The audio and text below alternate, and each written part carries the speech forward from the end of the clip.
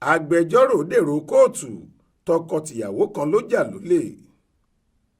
Ọjọ́ 22 oṣù karùn-ún ọdún yìí ni adájọ́ ilé-ẹjọ́ gíga kan tó wà lágbègbè Tinubu nílùú Èkó onídàájọ́ T.O. Babalọ́lá lòun máa tó gbọ́ ẹjọ́ ẹ̀sùn ìwà ọ̀daràn àti olè jíjà tí wọ́n fi kan gbajúmọ̀ lọ́ọ̀yà kan nílùú Èkó Kelvin Abiodun Olú. Ọkùnrin yìí ni wọ́n fẹ̀sùn olè jíjà àti bíba dúkìá ẹni ẹlẹ́ni jẹ́ kàn.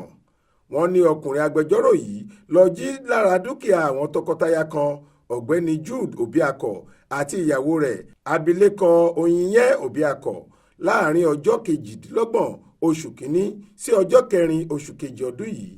Agbèfọ́ba ASP Francis Igbenusa ṣàlàyé pé oríṣìí ẹ̀sùn ìwà ọ̀daràn 5 ọ̀tọ̀ọ̀tọ̀ ni wọ́n fi kan Kelvin. Lára rẹ̀ ni pé ó lọ jí dúkìá àwọn tọkọtaya kan tí wọ́n ń gbé lágbègbè Ìkẹjà nílùú Èkó. Bákan náà ló jí ẹ̀rọ ìlọta ìgbàlódé kan tí owó rẹ̀ jẹ́ ẹgbẹ̀rún 95 náírà 95,000 naira, ẹ̀rọ gbohùngbohùn ìyẹn Bluetooth speaker tí owó rẹ̀ jẹ́ ẹgbẹ̀rún 15 náírà àtàwọn oríṣiríṣi dúkìá tó jẹ́ tàwọn tọkọtaya náà.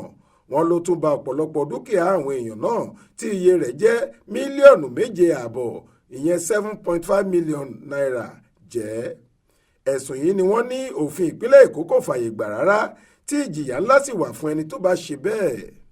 Lẹ́yìn tí agbèfọ́ba ka gbogbo àwọn ẹ̀sùn tí wọ́n fi kan afurasí ọ̀daràn yìí sí ilé títán, ó lóun ò jẹ̀bi.